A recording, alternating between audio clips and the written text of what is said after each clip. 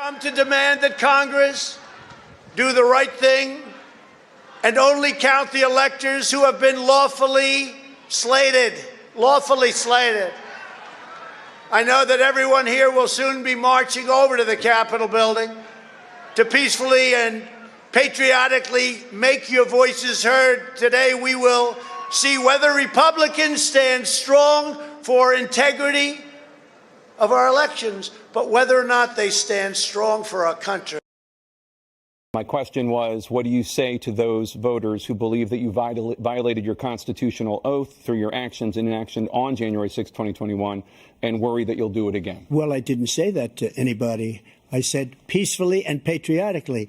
And Nancy Pelosi, if you just watched the news from 2 days ago, on tape to her daughter, who's a documentary filmmaker, they say, but she's saying, oh, no, it's my responsibility. I was responsible for this. Because I offered her 10,000 soldiers or National Guard, and she turned them down. And the mayor in writing, by the way, the mayor in writing turned it down, the mayor of D.C. They turned it down. I offered 10,000 because I could see, I had virtually nothing to do. They asked me to go make a speech. I could see what was happening. Everybody was saying they're going to be there on January 6th. They're going to be there. And I said, you know what? There's a lot of people coming. You could feel it. You could feel it, too, and you could feel it. And I said, they ought to have some National Guard or whatever. And I offered it to her. And she now admits that she turned it down. And it was the same day she was, I don't know, she can't be very happy with her daughter because it made her into a liar. She said, I take full responsibility for January 6th. Stephen Sund says that he asked the Senate and House Sergeant of Arms to bring in the National Guard and was continuously denied. He says by the time extra help arrived, the riots had already become deadly. These officers were fighting. They were fighting for hours to protect that Capitol.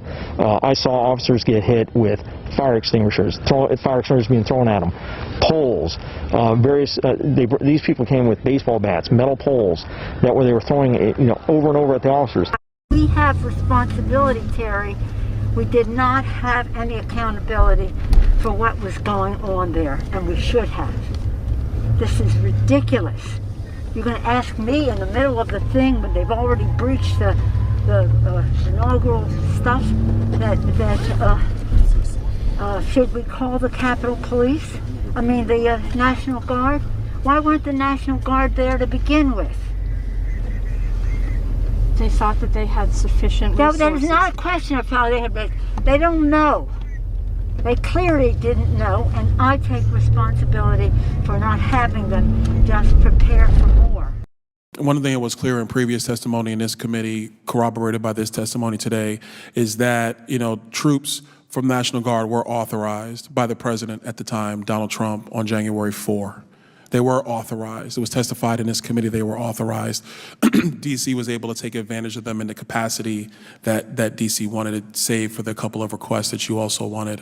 One thing it's important to indicate, Mr. Chairman, is that for National Guard troops to be deployed to the Capitol, it requires the Capitol Police Board to actually issue a state of emergency for troops to come on Capitol grounds. And the police board is made up of the architect of the Capitol, the head of Senate security, the head of House security, and the chief of the Capitol Police. And by my understanding, 3 of those 4 people report to the Speaker of the House. And the Speaker of the House at that time was Nancy Pelosi. So when we want to talk about National Guard being here and the timetable of them getting here, it's important to understand that there were National Guard in the District of Columbia, and their limitation of coming to the Capitol was not due to anybody else because the president is not authorized to deploy troops to the Capitol, separation of powers. It is at the hands of the Speaker of the House. And with that, I yield, and I apologize for being 1:24 over. Chairman. I know your pain. I know you're hurt. We had an election that was stolen from us. It was a landslide election. And everyone knows it, especially the other side. But you have to go home now. We have to have peace. We have to have law and order. We have to respect our great people in law and order. We don't want anybody hurt. It's a very tough period of time. There's never been a time like this where such a thing happened, where they could take it away from all of us, from me, from you, from our country. This was a fraudulent election. But we can't play into the hands of these people.